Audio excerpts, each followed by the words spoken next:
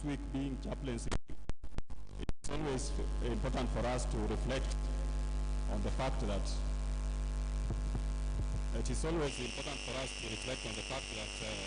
chaplains have always a lot of the time to deal with people who are in crisis, as we have always been told a number of times.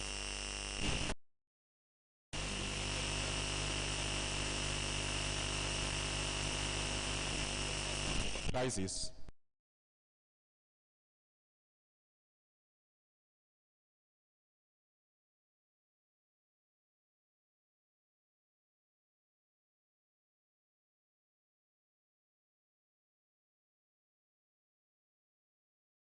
The issue of fighting the good fight at that time.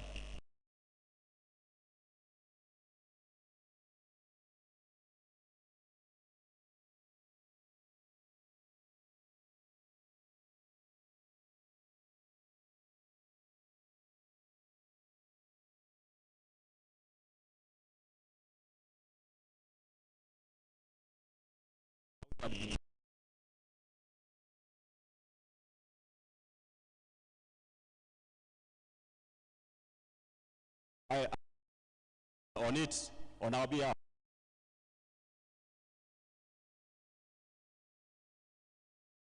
To fight the good fight.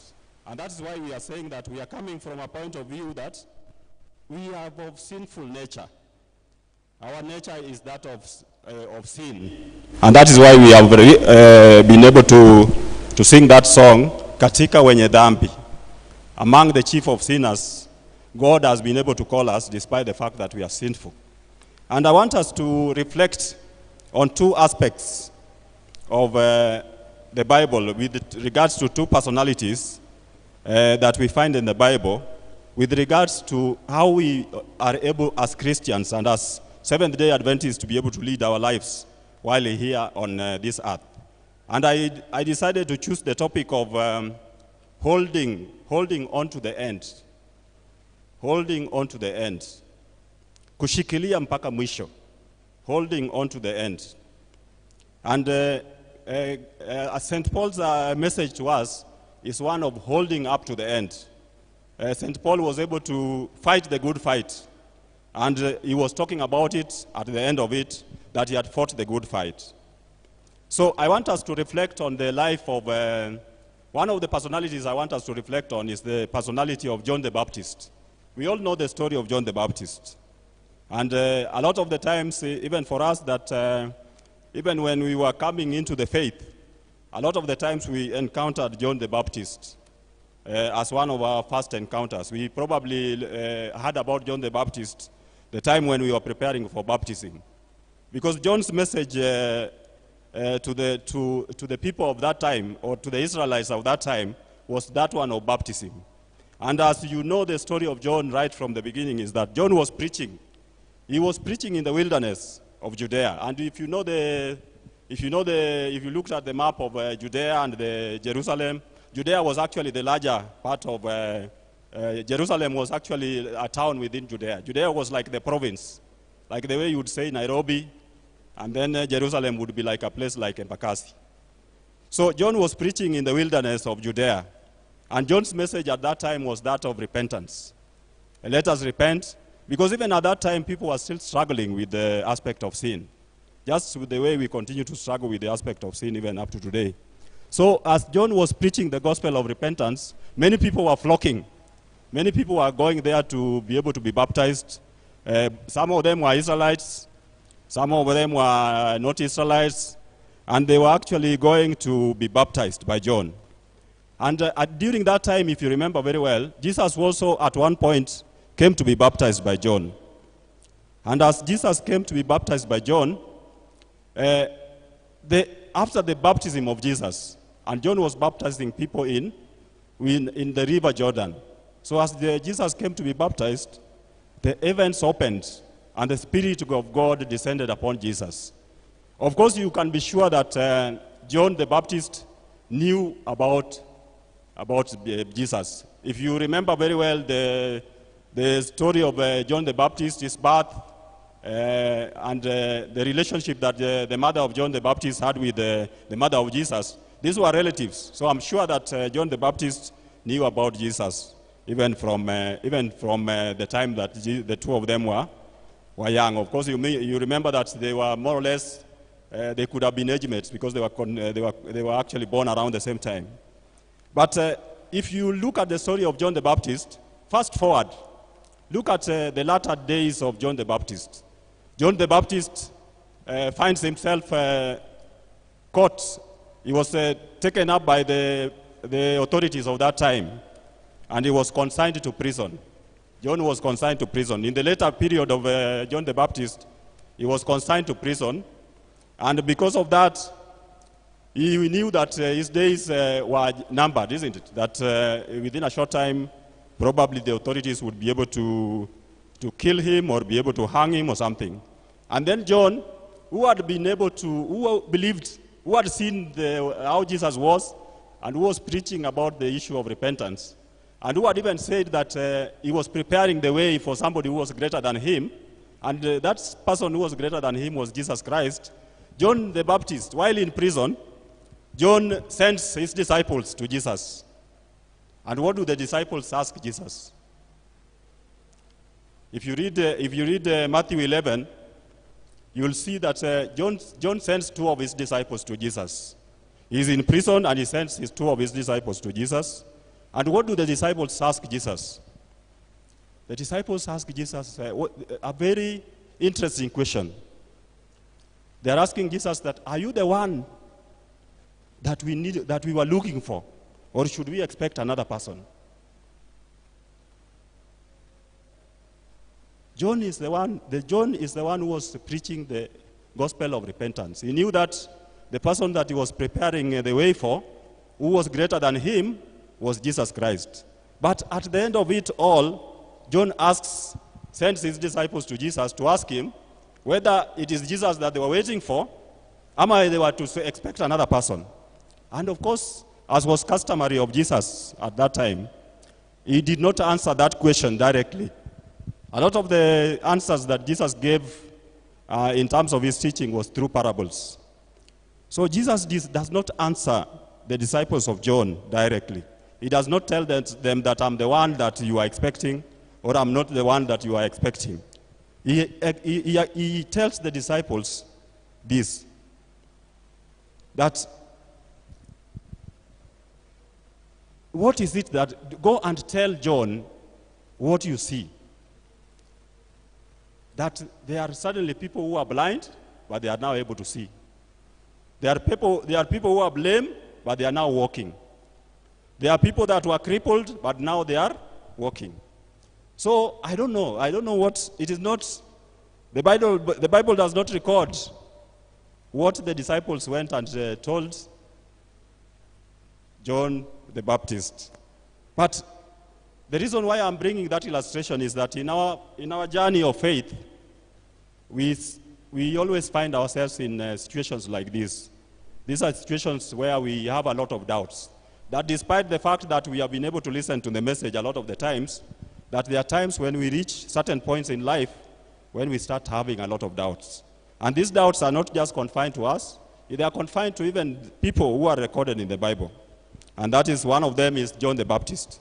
The second aspect of the illustration that I want to give us with regards to our topic of today, which is holding up to the end, is the Apostle Peter. Many of us remember Peter. Many of us remember Peter was called by Jesus as he was preparing for his ministry.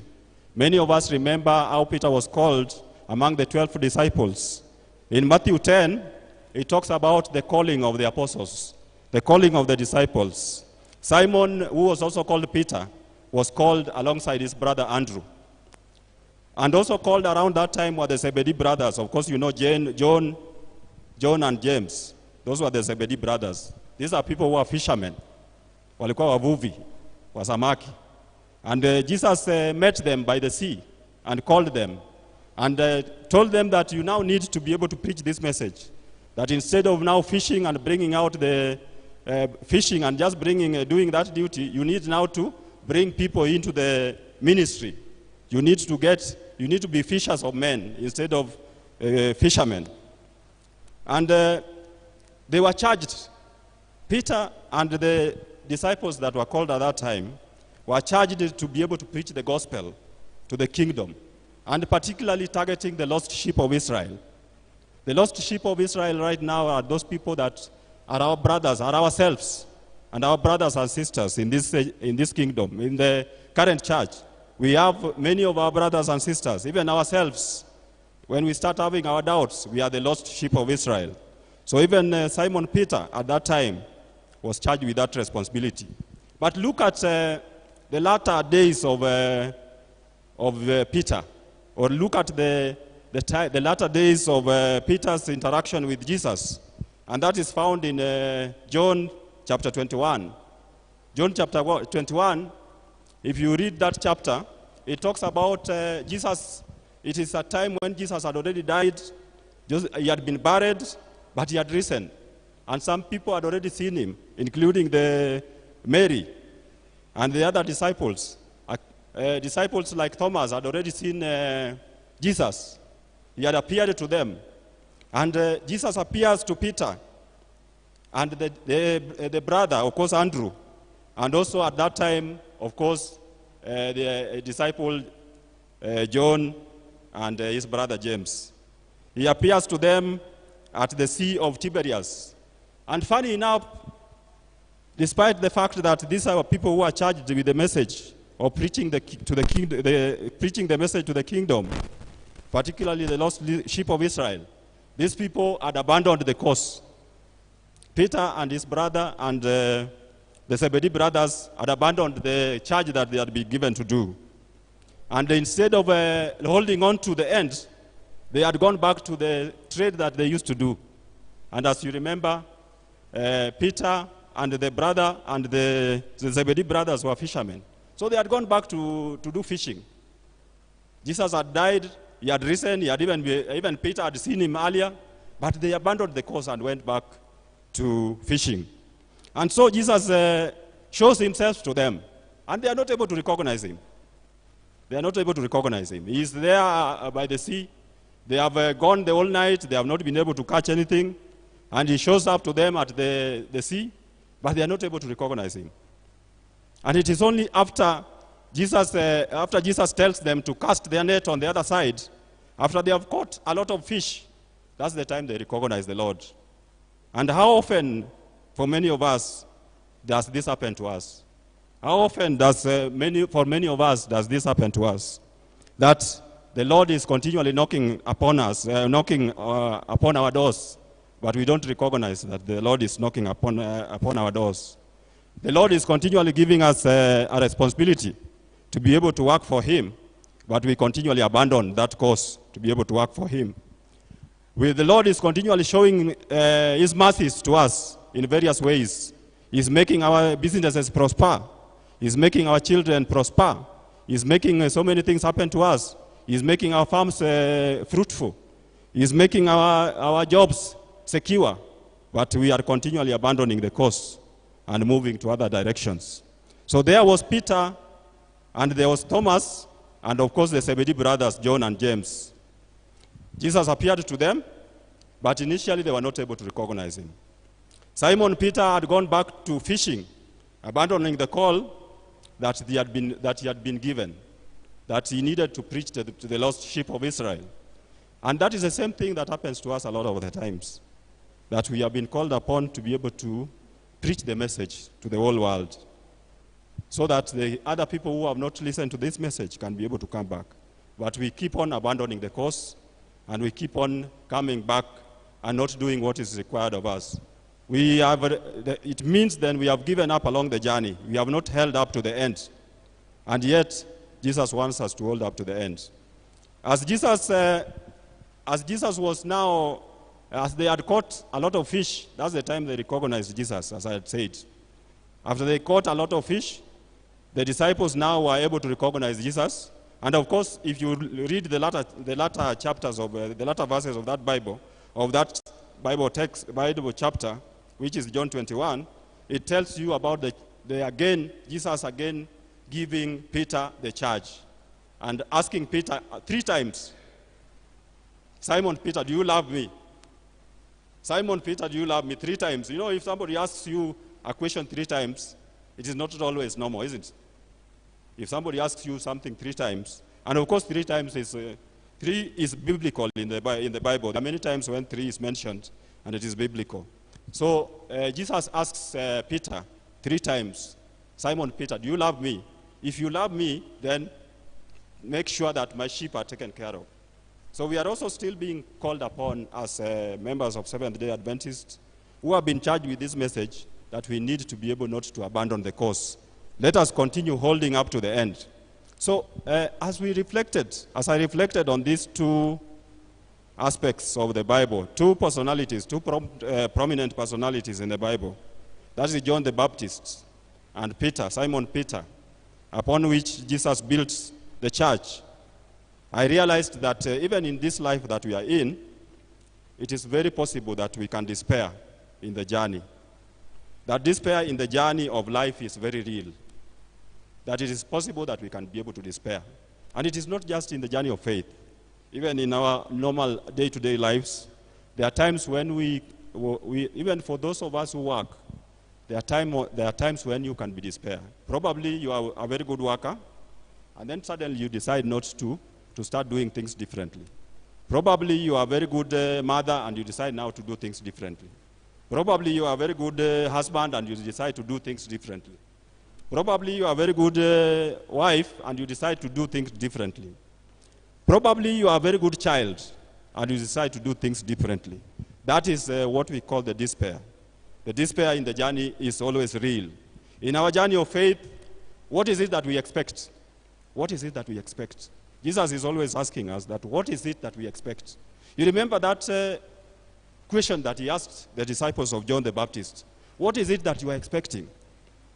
What is it that John, if you read those last latter chapters of Matthew 11, Jesus is giving an illustration now to his disciples and telling them, what is it that John expected to see?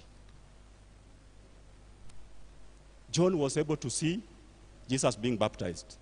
He was able to see the Spirit of the Lord descend upon Jesus and the glory of the Lord that descend upon Jesus. What was it that he was expecting to see? What is it in our journey of faith that we expect to see? Do we expect to see that if we serve diligently, or if we serve honestly, or if we serve with a lot of integrity, do we expect to see that our children will be among the best that are available? Do we expect to see that our wives would be among the best out there? Do we expect to see that our husbands will be among the best out there? What is it that we want to see in this journey of faith? Is there a promise for us to hold up to the end? There is always a promise, because Jesus is telling us that even if we hold up to the end, then he will never abandon us. So how do we share in this everlasting message of good news to the rest of the people? We say that we have a very great mission to be able to preach to the rest of the world. And we are now talking about doubling the membership. I remember when I was listening to our sister, Mrs. Kibande, talk about during the Wednesday prayers, she was talking about doubling the membership. And that is the call that we are being given currently, that we must be able to reach out to the rest of the other people out there so that we can be able to come, all of us, together to be in one community, serving the Lord. And of course, we know the Great Commission, Matthew 28, verses 18 to 20, of preaching the gospel out there in the whole world so that we can be able to reach out to many people. And of course, the mission of the church remains very clear to us. The aspect of teaching, the aspect of preaching, the aspect of healing, the aspect of evangelism, that is very clear to us. So it means that as Seventh-day Adventists, already the message has been taught to us, and it is very clear to us. And we must be able to prepare to be able to pass that message on. We cannot afford, at this particular point in time, to be able to abandon the cause. We cannot afford to give up along the way. We cannot afford to falter. We cannot afford to be lazy. We cannot afford to be weak as we serve. We must remain strong and steadfast, because those things that we expect There are a lot of things that we expect at individual level. They are not spiritual. Some of the things that we expect at individual level to be able to achieve are not spiritual. Our God is calling us to be able to serve. And the realities of the time, despite this, is that sometimes, and what we do find a lot of the times, and which can easily be able to discourage some of us if we are not strong in the faith, or if we don't continuously struggle along to be able to move on, is that a lot of the times, even when we have a lot of interest in serving other people, a lot of the times you may find yourself mistaken in this journey. You may even find yourself ignored. In this service, you can actually find yourself ignored. And a lot of the times, you may even find yourself misunderstood. You should not give up despite that. You may find that even in your desire to be honest and to exercise integrity, a lot of the times you find that you may be the only one making that sacrifice. For those of us that happen to be in places where we serve, a lot of the times you may be discouraged because you may be the only one, you may be the odd one out, isn't it? And such that you find that in your desire to be honest and in your desire to be a person of the integrity, a lot of the times you may find you are the only one who is making that sacrifice. Other people may be doing other things on the side, and you start wondering that, should I continue doing these things that I need to do, or should I just join them?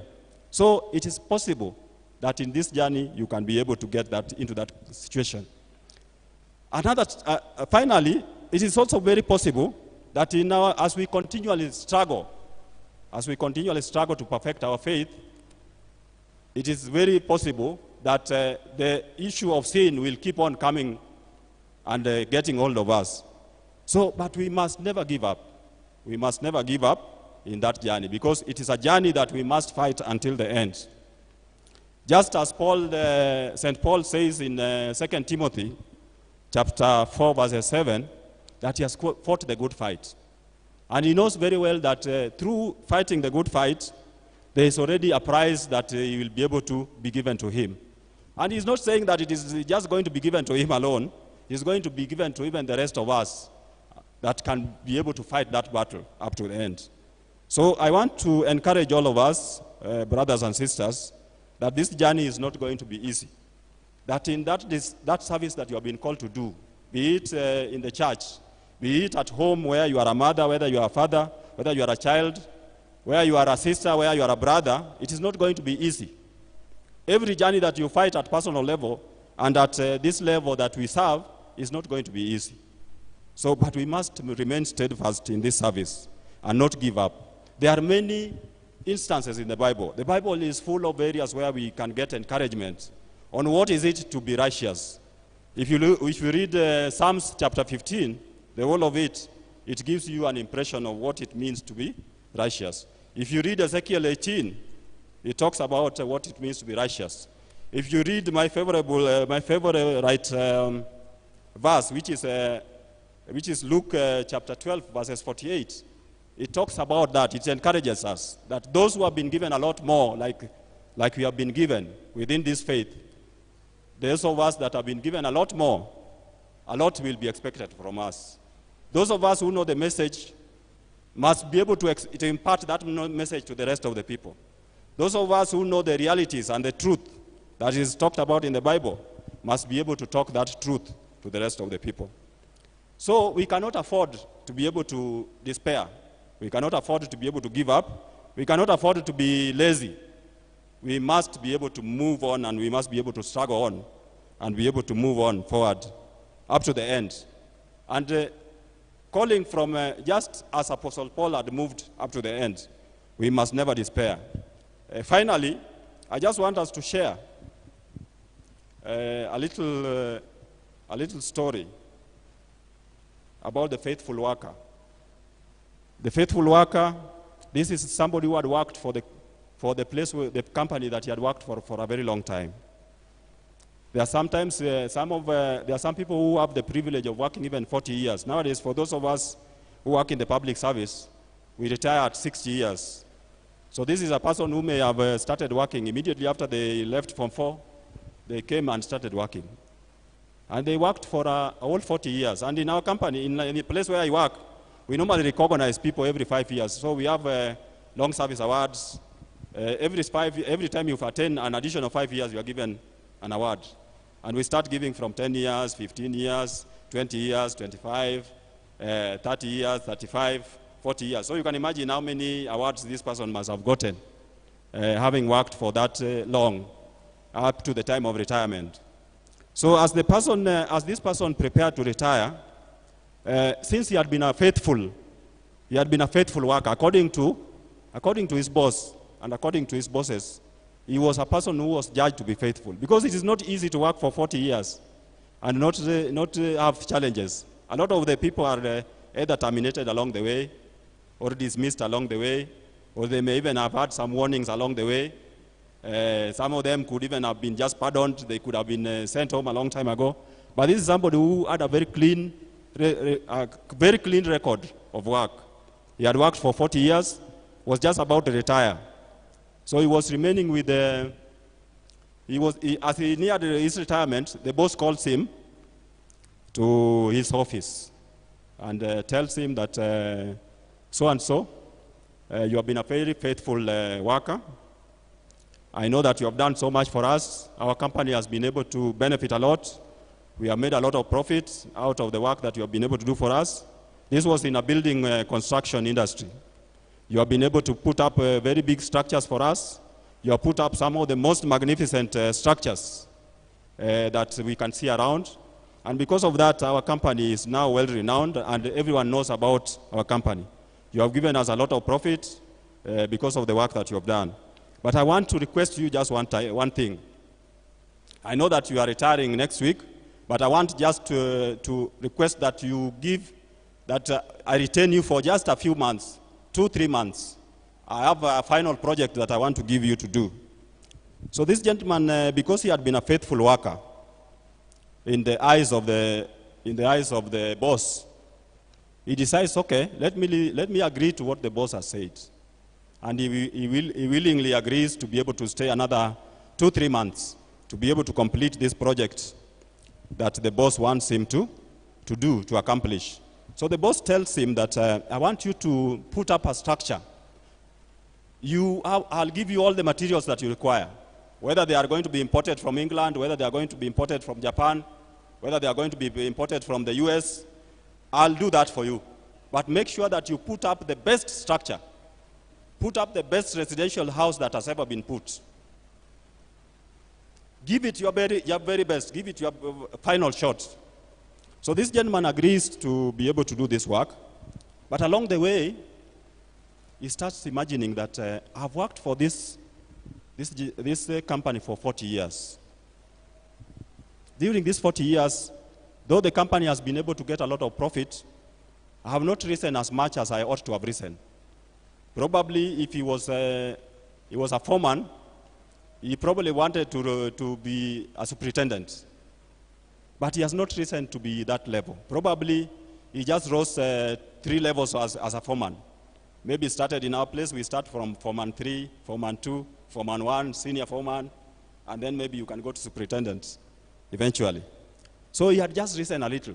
But now the boss is telling him that he has been a good worker, he has done very well, and the boss still wants to give him an activity to do. So he says, these people have been able to take advantage of me. They have been able to get a lot of profit from me. I've been able to give my best. I've not risen as much as I've risen. I've not been able to get as much money as the managers get. I've not risen even to be the deputy managing director. I've not even risen to be the chief officer. So why should I be able to give this job that is giving me the best shot? I'll just do the job, but I'll do it very shortly. If anything, he has taken advantage of me. So the gentleman stays on for 2-3 months and decides to do this work.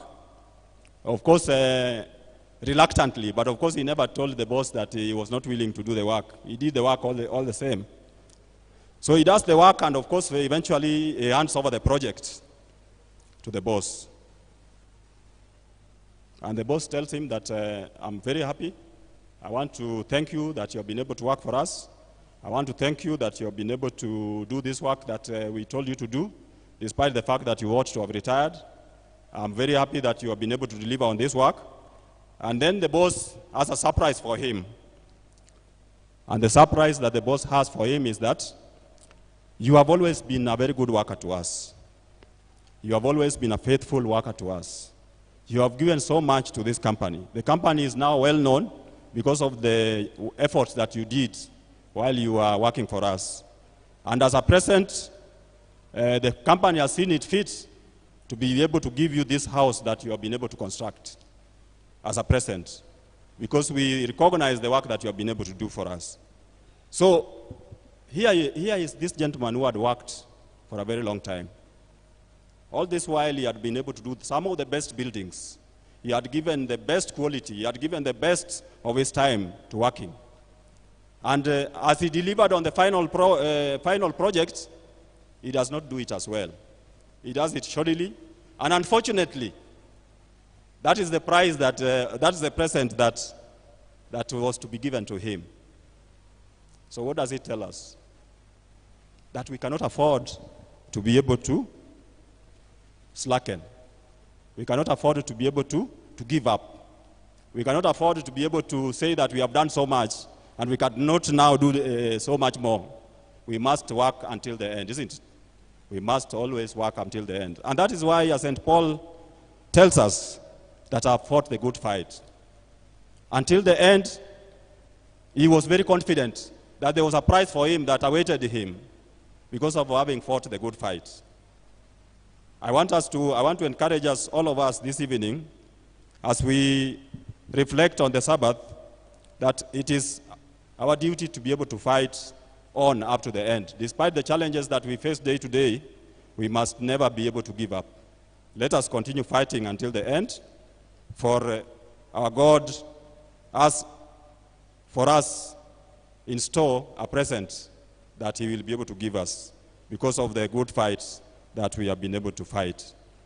As we reflect on that, I want us to close with the song number 168.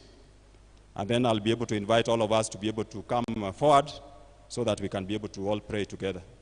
Karibu Calvin and Madam Karashacha, so that we can be able to lead us.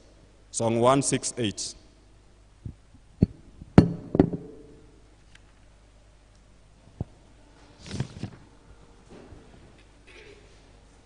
Tarumbeta ya mwana itakapolia mara, sing.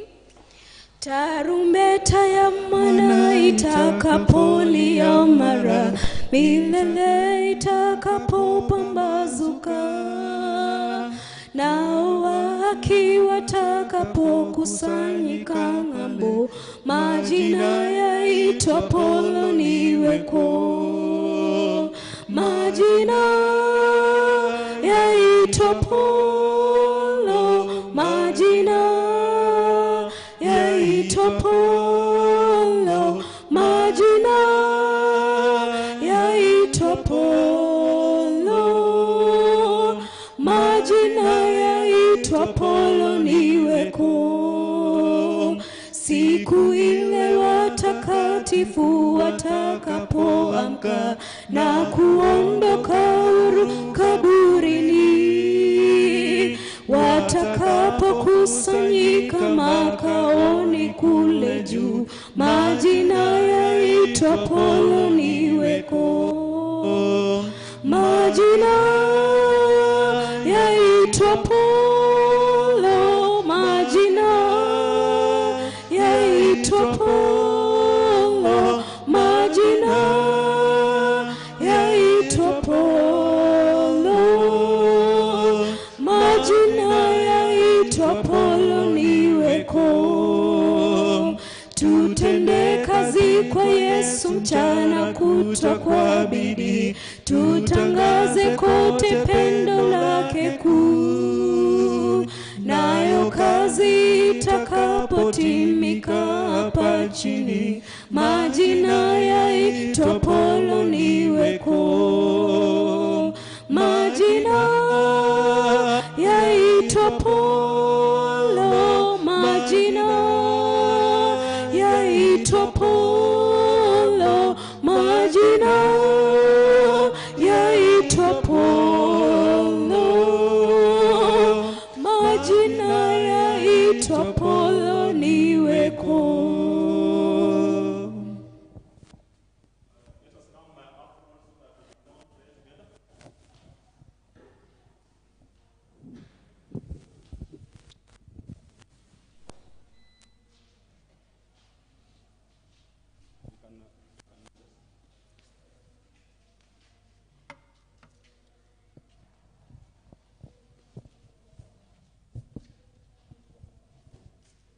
I want to request that Elder Kibande and the chaplaincy leader pray for us as we close.